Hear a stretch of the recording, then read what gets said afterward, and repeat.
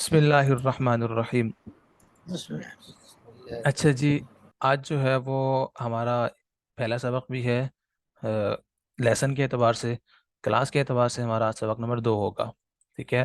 تو جو ہمارا یوٹیوب پہ اپلوڈ ہوگا اس کا کلاس، اس کا ہم نمبر ہوگا کلاس نمبر 2، ٹھیک ہے؟ چلیں جی، تو پہلا سبق ہے ہمارا علم تجوید شروع کرنے سے پہلے چند باتوں کا جاننا ضروری ہے، ٹھیک ہے بھائی؟ جب بھی کوئی بھی علم ہم نے شروع کرنا ہوتا ہے اس سے پہلے جو ہے وہ ہم چند باتیں جو ہے اس علم کے بارے میں جان لیتے ہیں کہ اس علم کو پڑھنے سے ہمیں کیا فائدہ ہوگا، اس علم میں ہم نے جو ہے وہ کس چیز کے بارے میں جو پڑھنا ہوگا، اس علم کو پڑھنے سے ہمیں فائدہ کیا ہوگا، اس علم کی جو ہے فضیلت کیا ہوگی، اس علم کا جو ہے وہ حکم کیا ہوگا، اس علم کی جو ہے وہ تعریف کیا ہوگی۔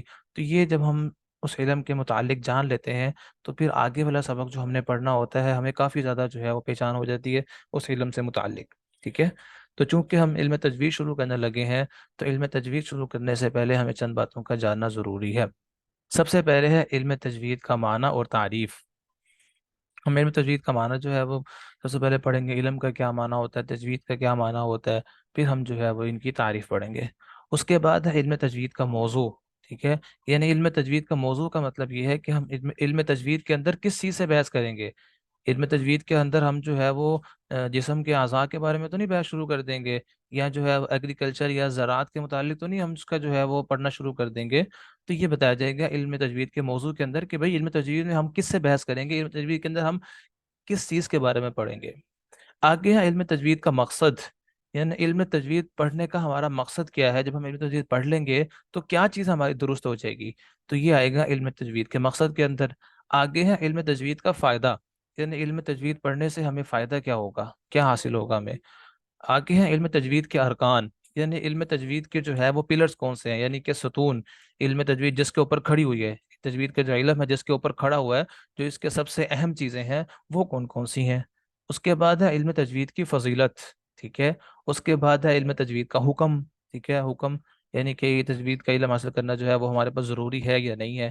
آگے ہے علم تجوید کے مدون، یعنی ان کو علم تجوید کو جو ہے وہ کتابی شکل دینے والے کون سے ہیں۔ تو یہ تمام چیزیں جو ہے وہ ہم آج کے سبق کے اندر پڑھیں گے۔ اچھا جی، اس میں جو سب سے پہلے ہے ہم آتے ہیں علم کی طرف۔ علم کا معنی ہے جاننا، ٹھیک ہے؟ علم کا معنی ہے جاننا، اور تجوید کا معنی ہے کسی چیز کو حسین کرنا، خوبصورت کرنا، عمدہ بنانا، یہ جو ہے وہ تجوید کے معنی ہے۔ اور اب ہم علم تجوید کی اگر تعریف کریں تو وہ یہ تعریف بنتی ہے کہ ہر حرف کو اپنے مخرج سے نکالنا اور اس کی تمام صفات کو بلا تکلف ادا کرنا، یہی اس علم کی حقیقت ہے، ٹھیک ہے؟ یہ علم تجوید کی تعریف ہے کہ ہر حرف کو اپنے مخرج سے نکالنا اور اس کی تمام صفات کو بلا تکلف ادا کرنا، یہ اس علم کی جو ہے وہ مکمل اور جامع تعریف بنتی ہے، ٹھیک ہے؟ اس لیے آگے جو ہے وہ مصنف نے ہلکا تھا جملہ لکھ دیا، یہی اس علم کی حقیقت ہے۔ مطلب کہ اگر آپ کو جو ہے وہ مخارج جو ہے وہ لفظ کو نکالنے کا جگہ معلوم ہو جائے کہ لفظ کہاں سے نکلتے ہیں، وہ آپ کو معلوم ہو گیا، اور اس کی چند صفات ہوتی ہے، ان کی کیفیات ہوتی ہیں کہ ان کو کس طریقے سے نکالنا ہے، اگر وہ آپ کو معلوم ہوگی تو آپ نے جو ہے وہ علم تجوید کا جو آپ نے فن ہے وہ سیکھ لیا، ٹھیک ہے؟ آگے جو ہے جو ہم غنہ مد وغیرہ اخفا کرتے ہیں وہ جو ہے وہ مزید اس کی ڈیٹیل میں آگے چلا جاتا ہے۔ اس کے بعد ہے علم تجوید کا موضوع۔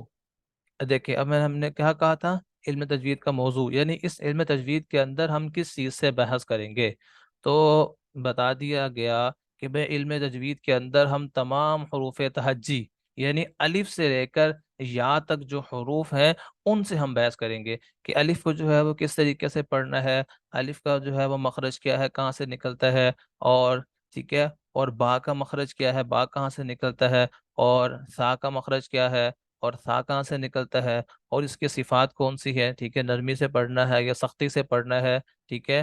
یا نرمی اور سختی دونوں کے ساتھ پڑھنا ہے، ٹھیک ہے؟ تو یہ جو ہے علم تجوید کے اندر ہم حروف تہجی سے بحث کریں گے، ٹھیک ہے؟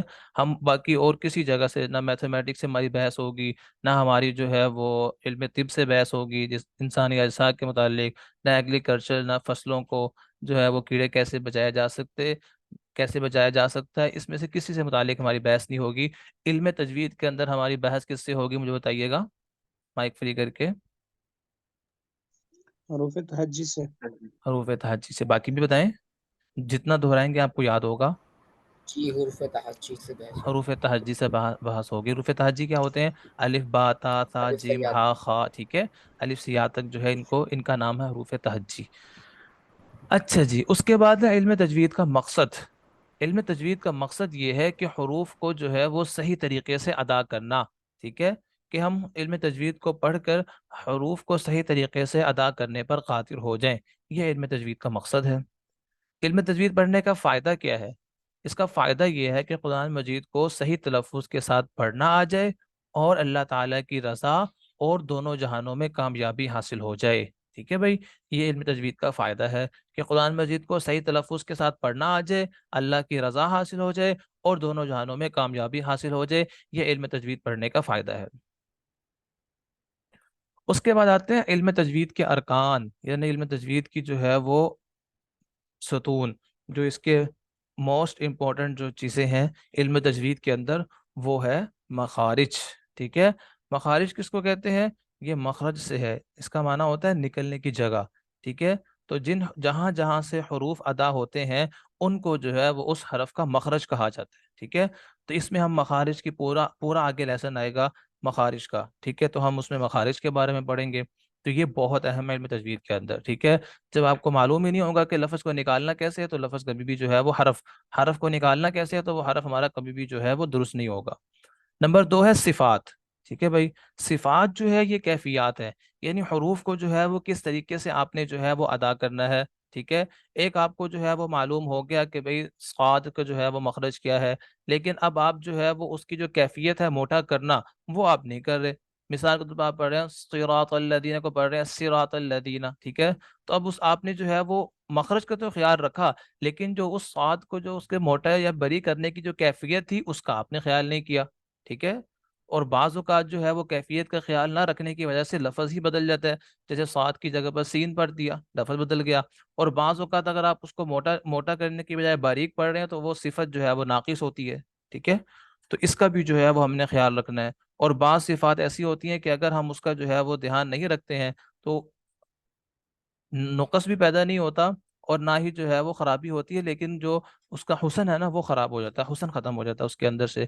تو یہ صفات کہلاتی ہیں. تو لہذا ہم صفات کا بھی الگ سے لیسن آئے گا، اس کو بھی ہم پڑھیں گے. ٹھیک ہے، اور چوتھا جو ستون ہے علم تجوید کا وہ ہے غنہ، قلقلہ، مد وغیرہ. ٹھیک ہے، یہ سارے بھی چونکہ بہت زیادہ اہم ہوتے ہیں، ان کو بھی جو ہے یہ صفات میں ہی داخل ہے، لیکن صفات غیر لازمہ میں آپ آگے پڑھیں گے اس میں داخل ہوتے ہیں. ٹھیک ہے، یعنی اس کا بھی جو ہے وہ پڑھنا جو ہے اس سے حسن پیدا ہوتا ہے. نمبر 4 ہے زبان اور منہ سے محنت کرنا. ٹھیک ہے، یہ دیکھیں اس کو جو ہے وہ ارکان کے اندر داخل کیا گیا ہے. اس کا مطلب کیا ہوا کہ علم تجوید کے اندر یہ بہت ضروری ہے کہ زبان اور منہ سے محنت کرنا. جب تک میں نے آپ کو پہلے ہی بتایا تھا کہ بھائی جب تک ہم ان حروف کو اپنی زبان سے ادا نہیں کریں گے، اس کی بار بار مشق اور پریکٹس نہیں کریں گے تو ہمارے حروف جو ہے وہ صحیح طریقے سے ہم اس کو ادا نہیں کر سکیں گے. ٹھیک ہے، تو اس لیے آپ نے کیا کرنا ہے، زبان اور منہ سے جو ہے محنت بھی کرنی ہے. اس وجہ سے اس کو جو ہے وہ الگ سے ارکان کے اندر جو ہے وہ شامل کیا گیا ہے. ٹھیک ہے، اس کے بعد ہے علم تجوید کی فضیلت. ٹھیک ہے، یہ علم تمام علوم سے افضل اور اشرف ہے. ٹھیک ہے بھائی، اس علم کی جو حیثیت ہے باقی علوم کے اندر، یہ تمام علوم سے جو ہے وہ افضل ہے. وجہ کیا ہے اس کی تمام علوم سے افضل ہونے کی؟ کیونکہ اس کا تعلق جو ہے وہ کلام اللہ کے ساتھ ہے. ٹھیک ہے بھائی، اس کا تعلق اللہ تعالیٰ کے کلام کے ساتھ ہے، اس کا تعلق قرآن کریم کے ساتھ ہے. جب ہم قرآن مجید کو، چونکہ قرآن مجید سب سے جو ہے وہ اشرف ہے، سب سے اعظم ہے، ٹھیک ہے، سب سے اعلیٰ ہے، تو اس وجہ سے جو اس کو بہتر کرنے کے لیے جو علم ہم پڑھیں گے وہ علم بھی اس قرآن کی وجہ سے اعلیٰ ہو جائے گا.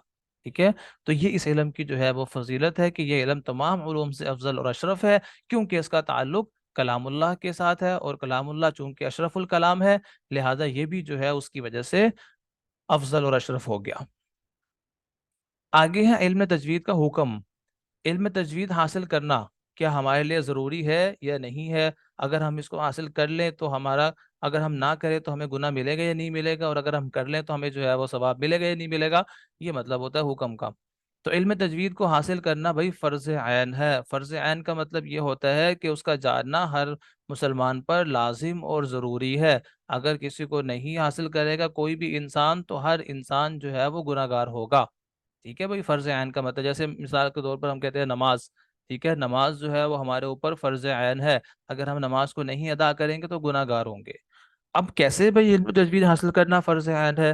وہ اس طریقے سے، کیونکہ نماز جو ہے وہ ہمارے لیے فرض ہے، تو ظاہری بات ہے نماز کے اندر جب تک ہم تلاوت نہیں کریں گے تو نماز بھی ہماری درست طریقے سے جو ہے وہ مکمل نہیں ہوگی، نماز بھی ہماری نہیں ہوگی۔ تو اس وجہ سے نماز میں چونکہ تلاوت کرنا ضروری ہے، اس وجہ سے تجوید کو اتنا حاصل کرنا کہ ہماری نماز درست ہو سکے، اتنا ہم صحیح قرآن پڑھ سکیں، اس لحاظ سے جو ہے اس تعلیم کو حاصل کرنا، علم تجوید کو حاصل کرنا فرض عین ہے۔ ہاں، اس میں آگے مزید ڈیٹیل میں جانا، اس کے جو ہے وہ گہرائی تک چلے جانا، وقف کس طرح کرتے ہیں، وقف کی کیفیت کیا ہوتی ہے، جب پڑھتے ہیں تو کس طریقے سے ملا کر پڑھتے ہیں، ٹھیک ہے۔